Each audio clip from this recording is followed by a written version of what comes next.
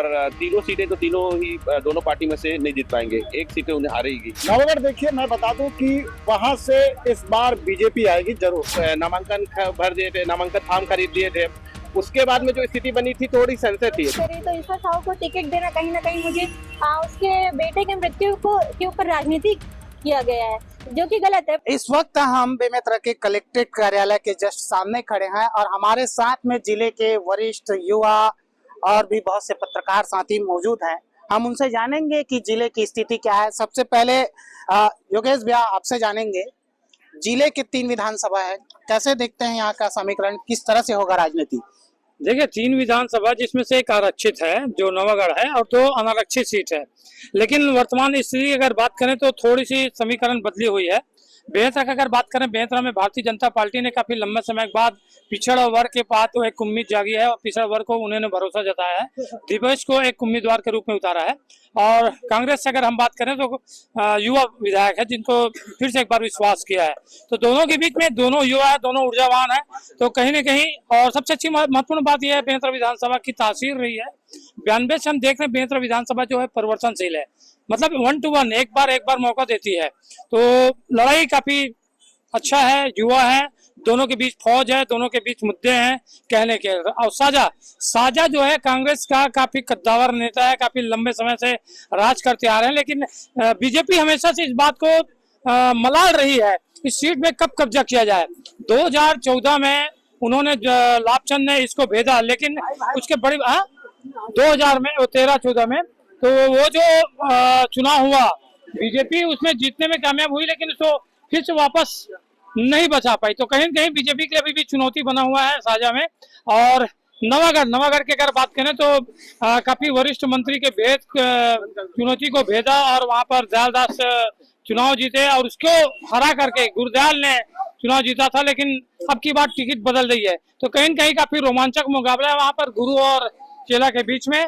तो आने वाला समय है और काफी अच्छा मुकाबला देखने को मिलेगा बेमेतरा में। और भी पत्रकार साथी हैं, कुमार राजपूत जी कैसे देखते हैं इन तीनों विधानसभा सीट को?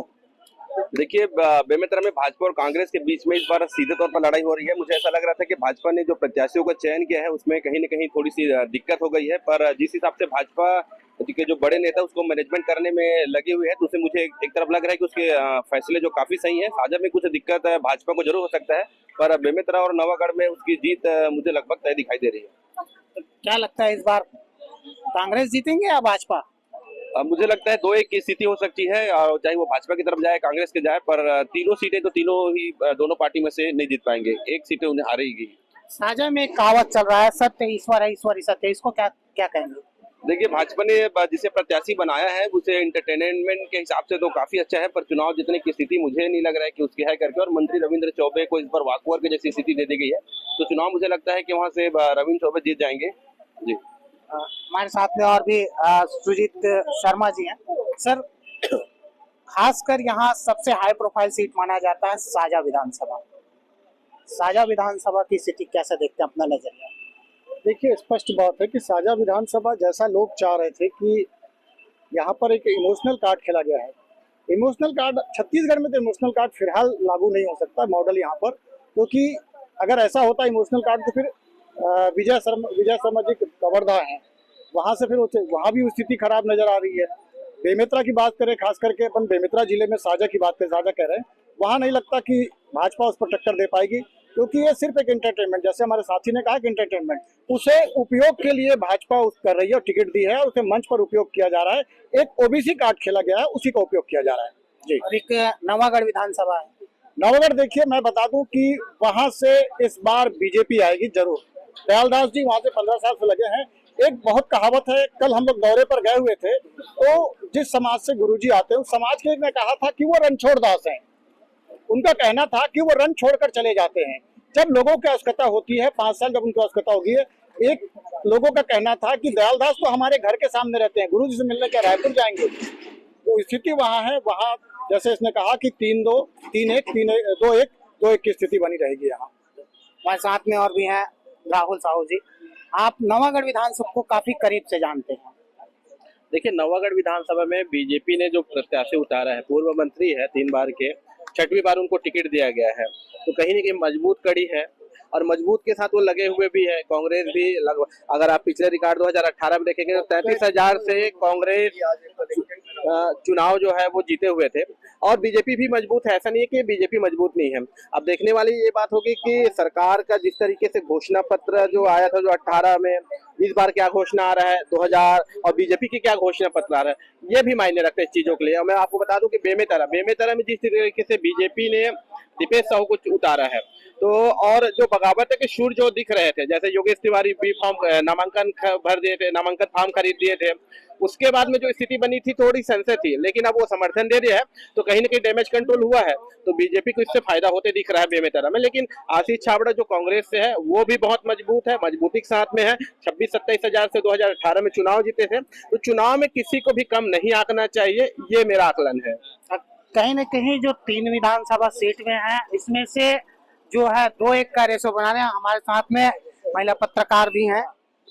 क्या कहेंगे इस जिले के जो राजनीतिक माहौल को लेकर के? जी, जिले में बेमेतरा जिले का देखा जाए तो दोनों युवा है और कांग्रेस पार्टी की है। अगर आशीष छाबड़ा की बात करें तो उसका विरोध भी राम मंदिर को लेके काफी विरोध है, और दीपेश साहू के साथ में अगर जब योगेश तिवारी का समर्थन है तो कहीं ना कहीं देखा जा सकता है कि दोनों में टक्कर हो सकता है। तो योगेश तिवारी के आने से पहले एक तरफा जीत आशीष छाबड़ा की दिखाई दे रही थी, पर योगेश तिवारी का समर्थन मिलने के बाद दोनों में टक्कर हो सकता है।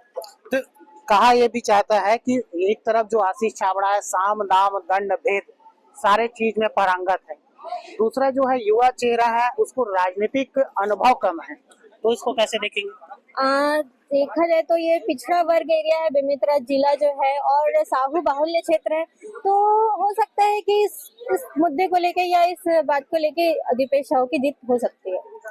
3 विधानसभा में कितने सीट का रेशियो रहेगा बीजेपी कांग्रेस? ये तो कहना मुश्किल है, क्योंकि तीनों विधानसभा में जहां ईश्वर साहू की बात करें तो ईश्वर साहू को टिकट देना कहीं ना कहीं मुझे उसके बेटे के मृत्यु के ऊपर राजनीति किया गया है, जो कि गलत है, पर इसी का नाम राजनीति है। तो अगर ईश्वर साहू हो सकता है कि अगर निकाल दे तो इस पे रविंद्र चौबे जो कि गद्दावर नेता है, 5 से 6 बार मंत्री रह चुके हैं, उससे अगर ईश्वर साहू से अगर वो हार जाते हैं तो उसके लिए बहुत शर्मिंदगी की बात होगी। और ये जो नवागढ़ विधानसभा में वहाँ सीट बदलकर जो है अहिवारा से नवागढ़ आए हैं कांग्रेस के उम्मीदवार। नवागढ़ का तो मुझे बराबरी का ही दिख रहा है, क्योंकि कहीं ना कहीं गुरु है उस एरिया के, और हमारे जो छत्तीसगढ़ के लोग हैं ये गुरु चेला वाला जो उनके अंदर जो भाव है कहीं ज्यादा है, तो इसके कारण भी हो सकता है कि टक्कर दे सकते हैं। ये थे बेमेतरा जिले के पत्रकार हमारे साथ में और युवा साथी हैं। गौकरण भाई, जिले में विधानसभा चुनाव हो रहा है, क्या नजरिया रहेगा, कौन किस पर भारी पड़ेगा? देखिए, बेमेतरा जिले में जो 3 विधानसभा है और तीनों विधानसभा की जो समीकरण है वो बिल्कुल अलग अलग है। इसलिए अलग अलग है। नवागढ़ का बात करें तो नवागढ़ में गुरु वर्सेस दयालदास चल रहा, तो उसमें क्या है, कई लोग, जब हम सामाजिक मुद्दा में भी बात किए, लोगों से बात किए, तो कई लोग बोल रहे हैं पहले गुरु उसके बाद पार्टी, और कई लोग जो है वो बोल रहे हैं कि गुरु के पास में अगर हम गुरु को जिताते हैं या वोट करते हैं तो हमको बार बार रायपुर जाना पड़ेगा। तो एक चीज ये क्लियर नहीं हो पा रहा है कि लोग चाह क्या रहे हैं और किसके पक्ष में अभी जो क्लियर जो मतदाता है वो रुझान में आएंगे, ये स्थिति है। और कहीं ना कहीं दोनों में घमासान रहेगा बीजेपी और कांग्रेस में। अब बात करेंगे साजा विधानसभा की, तो साजा विधानसभा में जो ईश्वर साहू हैं उनको प्रत्याशी बनाया गया, हालांकि वो मजदूर हैं और वो अभी जो 8 बार मंत्री रहे उनके ऊपर भारी पड़ रहे हैं। भारी इसलिए क्योंकि सामाजिक जो वोट है वो पूरी तरीके से जो साहू समाज का वोट है वो ईश्वर साहू की तरफ है, और कुछ चीजें जो पूर्व में बात हुई थी जो लोधी समाज का वोट कहा जाए, तो उनमें चर्चा ये हुई थी कि पिछले बार जब चौबे जी चुनाव लड़े थे तो उनका उस समय एक बात चली थी कि इस बार लास्ट है मेरा, इसके बाद मैं चुनाव नहीं लड़ूंगा। और इस बार वापस फिर से जो चौबे जी चुनाव लड़ रहे हैं तो उसमें भी जो लोधी समाज के जो लोग हैं उनमें विरोध देखा जा रहा है। तो इस तरीके से कहा जाए तो चौबे जी का जो